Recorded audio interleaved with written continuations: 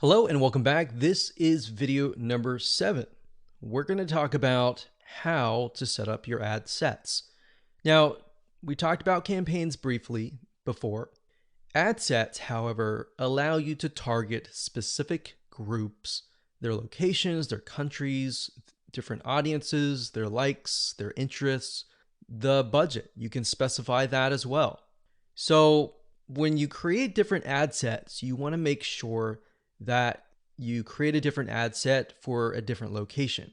So you don't want to create an ad set with tons and tons of countries together, unless they are perhaps the third world countries.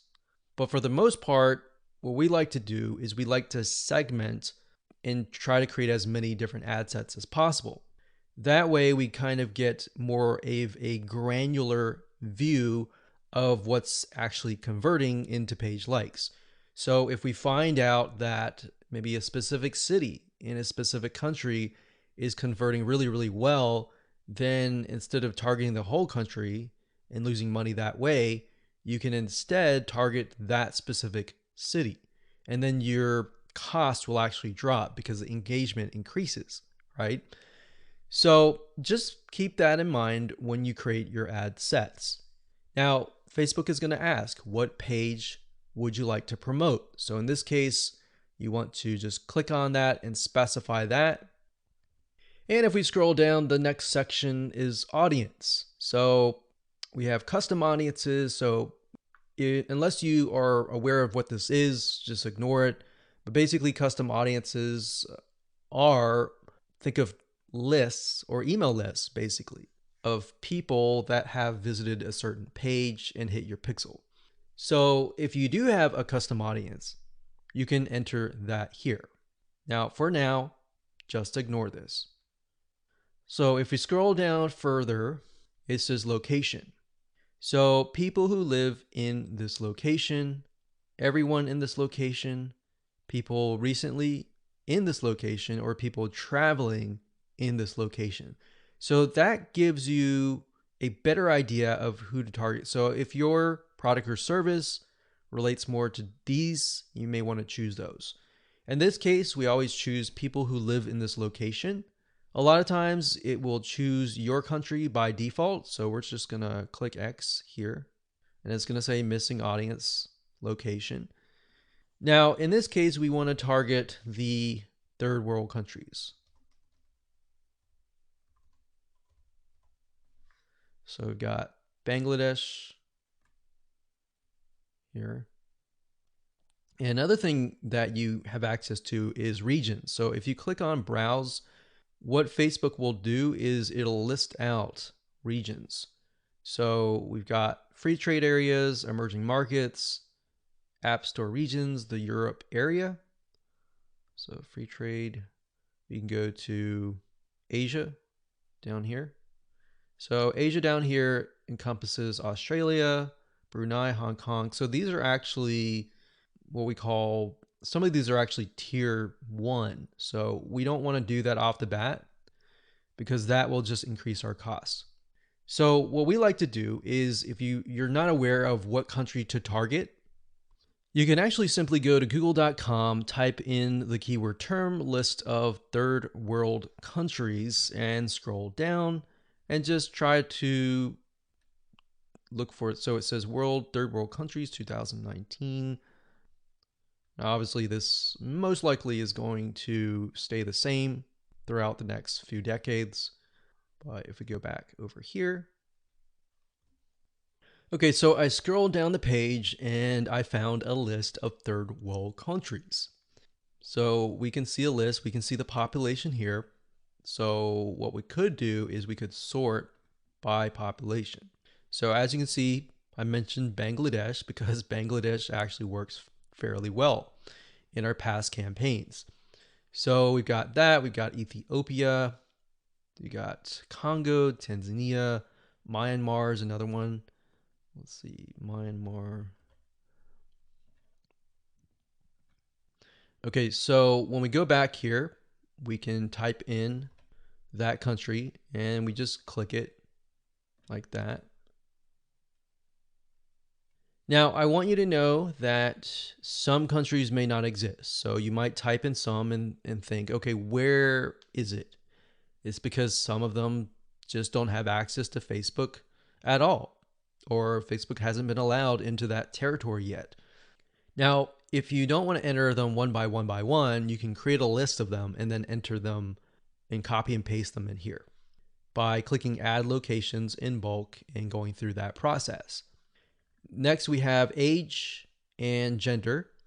Generally speaking, you want to choose something broad. You always want to start out broad and then get narrow later down the road, unless you've done tests before and you know that the age range is a specific group, because otherwise you might be ruling out people who may be within an age range that you're not targeting. That is actually going to be a highly engaged audience. So we're going to leave that as it is. Now, languages. Because we are targeting third world countries, we know that a lot of them speak English, but some of them might be getting on Facebook and they may not speak English. So if that's the case, they're going to see your ad and you're going to pay money to someone who you're essentially not going to be able to communicate to. So we enter English here. Next up, we have detailed targeting. This is very important as well because this will allow you to target on a granular level as to what people's interests are. Now, if you're not familiar with how Facebook interests works, this is basically how it works. So Facebook has what we call a Facebook tracking pixel. And these are pixels that are placed by website owners like us on our websites. And whenever somebody visits those pages, they are then pixeled, or Facebook sees them and they see them visiting, let's say, a barbecue website. So the people that you're targeting are actually interested in that particular interest. So there's different things you can target. You can target, we'll just type in motivational. So we got, you can see motivational quotes here. So that's one.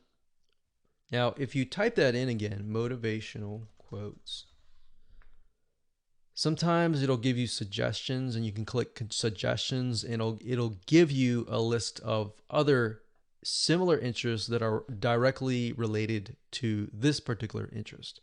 And you can pick and choose those. Now, I want to say when it comes time to analyzing your data, Facebook will actually tell you where the Facebook page likes come from and based on what targeting. So even if you have several in here, it's okay. Next up, you can specify people of specific Facebook pages, or you can exclude people of that particular page.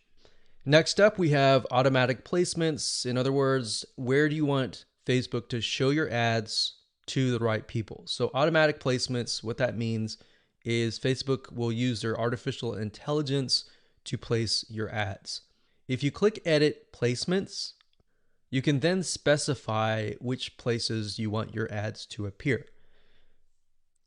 So you can do all devices, which is highly recommended if you're starting out and you don't know just yet. It's better to start general than more specific, because if you start specific, you can't go backwards. It's kind of like taking an image and then making it small and cropping it and decreasing the size and just trying to get back to the bigger size. It doesn't work that way. So you got to start general and then move to specific. So just to keep things simplistic, we usually choose automatic placements because we're utilizing Facebook's extremely smart artificial intelligence. Okay, so we got optimization and spending controls. Usually just keep everything by default and click continue. And that's it. So that's all there is in terms of setting up an ad set. Now we can create an ad, which is the images, the content that you want to essentially put against each other and figure out what is actually converting. All right. We'll see you in that. Subscribe to my channel and give your opinion to watch more good and quality videos.